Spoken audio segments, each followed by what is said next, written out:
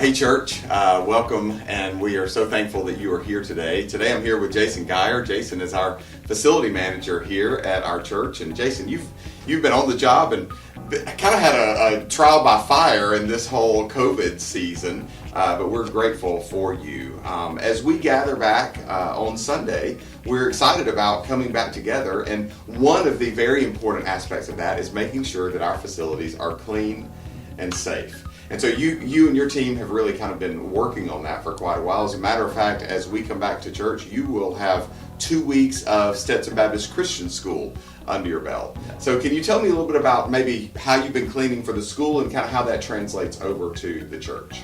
So for the school, we've been just started our standard cleaning schedule, and we've added to it to where I'm checking bathrooms every half hour. So on the bathroom side, where we could set that over to the church, is we kind of are going to have somebody there in place to make sure they're clean and disinfected before service and during service. So between music switch over and just throughout the rest of the service, and then going into Sunday school, there'll be somebody constantly checking the bathrooms and spraying them. We disinfect with a backpack sprayer, which is electrostatic, and it just cleans to all the surfaces.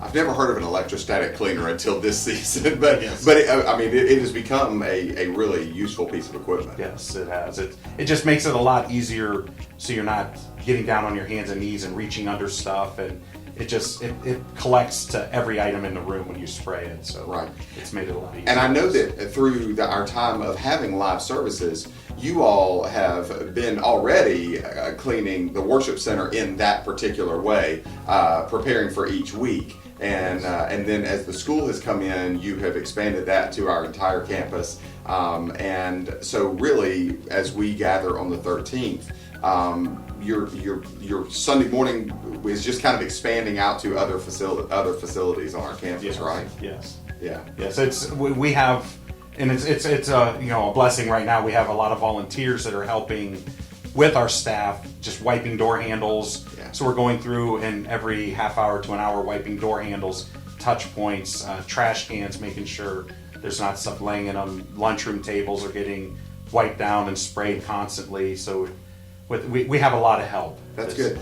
Well, that's actually a good point. So, we may have some people that are watching that may say on the church side that we would be willing to help. What would they do? Just kind of get in touch with you? Yes, they can get in touch with me, and if they're there for service, they can do something after or before, because we're going to have Sunday school classes that need taken care of between the class times. So that's a great point. Yeah, so Jacen at Stetson.church, Jacen Yes. at Stetson.church. Yeah. I think that's a great clarification for some people, because some people that are watching may say, yeah, I'd like to be a part of that, or I'll help.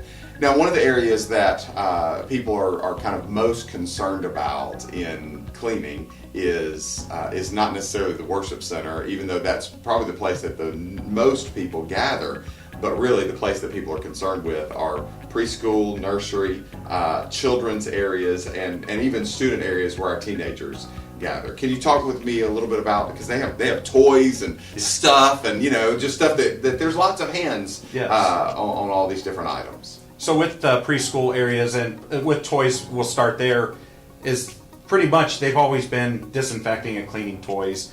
They're just going to make sure they got rid of as many toys as they had. And just the frequency when a kid plays with a toy, instead of sharing it now, they have to clean it. So it's a new world where kids are going to have to learn. I can't just take that toy and use it. Yeah. But stuff will be getting cleaned in between uses. The classrooms are the same. They're going to get cleaned and wiped down between each class, and everything that's in there. The people who are in there will be trained on, if they use a changing table or a crib, or even the chairs and tables are getting wiped down between each session. And something they did in the school, and I think that's going to transfer over, is lunchroom. They have assigned seats, so that kid has the same seat, same table, all the way through school right now. So nobody else is using it. It's still getting cleaned, but it's knowing that it's their spot and nobody else is using it. So that's kind of something we've transferred around. That's a good clarification. I think, when we start talking about cleaning, we want to be sure that people hear we've always been a very clean facility. You and your team have always done a great job of of maintaining just a clean environment.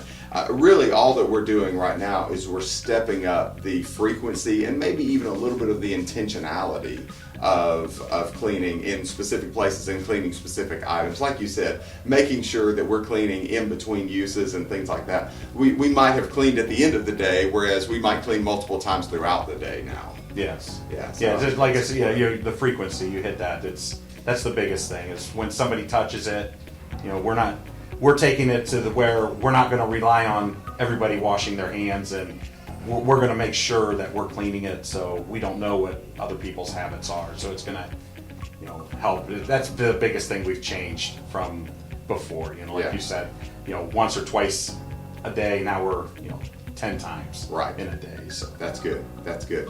Well, listen, I appreciate it, and let me just say I'm so thankful for you. I'm thankful for your team, and grateful for the way that you all serve.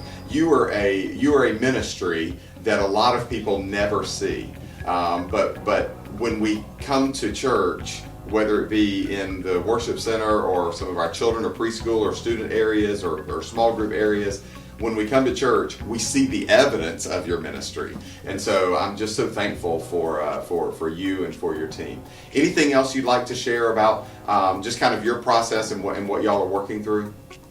Well, just, we pretty much touched it all, but, a quick process of going through, like on our Sunday, we'll go in the night before Saturday, and we just start at one end and sweep and wipe and spray everything down.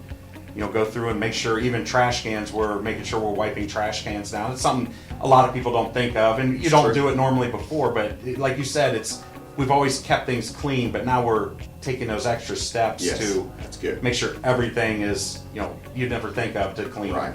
But we'll make sure that it's all sprayed, and the last thing we do is spray door handles and all the doors as we walk out. So, the first staff members that come in on Sunday, they're walking into a fresh, disinfected building. So Absolutely. We just pass that on to all the members coming in. That's good. That's good.